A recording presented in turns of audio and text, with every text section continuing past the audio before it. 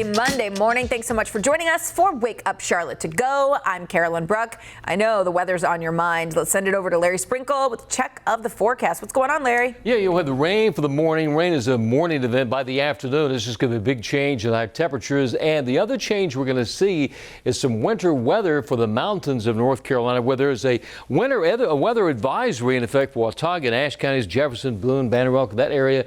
That's below 3,500 feet. That is the advisory. Then there's a warning in effect for areas along, especially on the Tennessee border, above 3,500 feet, where they could get a significant amount of snowfall. Sugar Mountain, Banner Elk, Newland, and that area. That's where that winter storm warning is in effect. In some of the higher elevations, they could get anywhere from maybe 7 up to 10 inches of snowfall. So let's talk about some of the possibility. Up around Beech Mountain, in that area, 6 to 8 inches in Beech Mountain. Around Sugar Mountain, 4 to 6 inches of snow possible there between this afternoon and early Wednesday morning. 2 to 4 inches at Banner Elk, and around Boone, Blowing Rock in that area, a couple inches, a definite possibility. So you get travel plans, head to the mountains, be aware there's going to be snow up there. Here we go, hour by hour, 10 a.m. at about 61 degrees. Temperatures fall into the upper 50s early afternoon. By about 7 o'clock tonight, 49 degrees. And notice tomorrow morning at 4 a.m. already 38 degrees.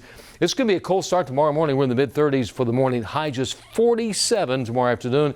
Wednesday morning, mid-20s for low temperatures, right around 50. That's the high temperature.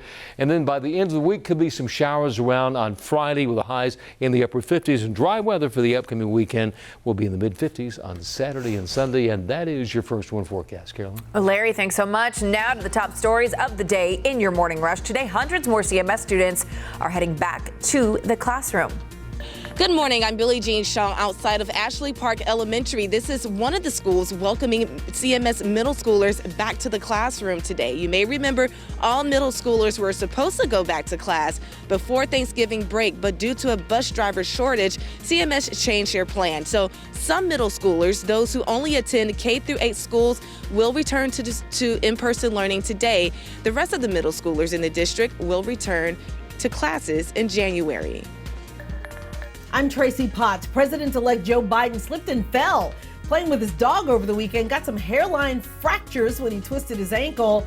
Looks like he'll be in a boot for his first official intelligence briefing today. His COVID team also meeting with the White House task force as health experts are concerned about people coming back from Thanksgiving, urging people to get a test and self-isolate.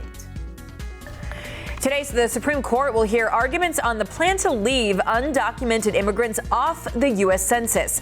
The Trump administration plan would cause some states to lose seats in Congress and millions of dollars in grants. The justices are expected to decide that case by the end of the year. Heads up if you're traveling through Uptown today, because crews are going to start work on the Charlotte Convention Center expansion project, and that means for the next 2 weeks, East Stonewall Street will be shut down between College Street and Brevard Street. Crews will also continue work on the pedestrian bridge, which is over Stonewall. The Panthers, it was painful. Did you watch?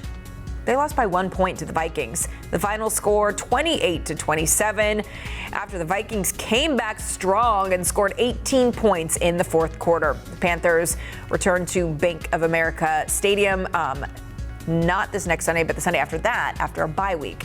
And that's it for your morning rush. Let's talk football, because in the meantime, the Panthers facility shut down today as the NFL deals with a spike in COVID-19 cases. The league has closed all facilities, in fact, and it's canceled practices for today and tomorrow.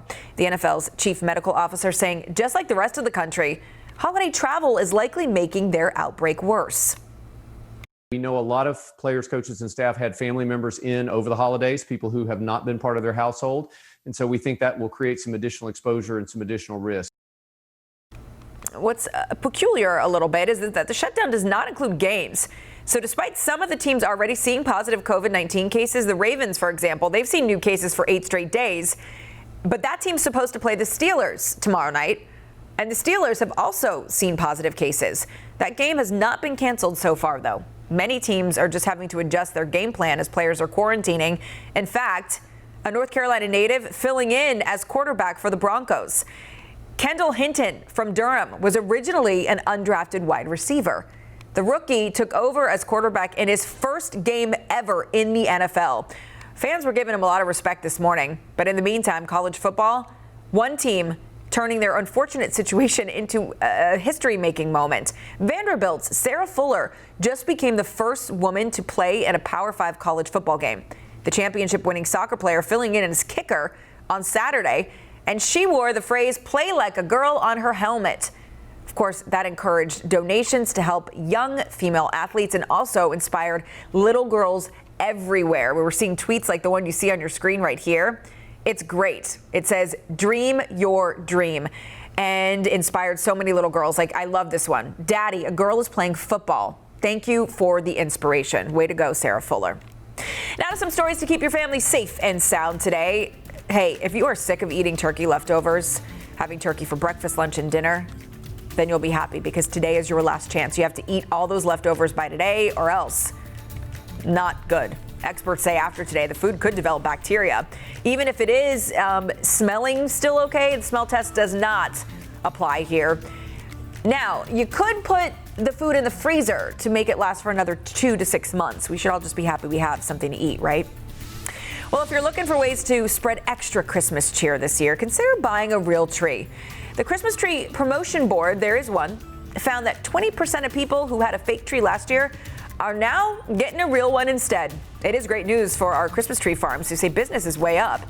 The question is your tree real or is it fake? Let us know. Use the hashtag WakeUpCLT. Mine is fake, but I am kind of wishing I had a real one. I like the scent of pine. Make sure you watch us each and every morning, starting at 4:30 a.m. on Wake Up Charlotte. In the meantime, have a fantastic Monday. We'll see you tomorrow.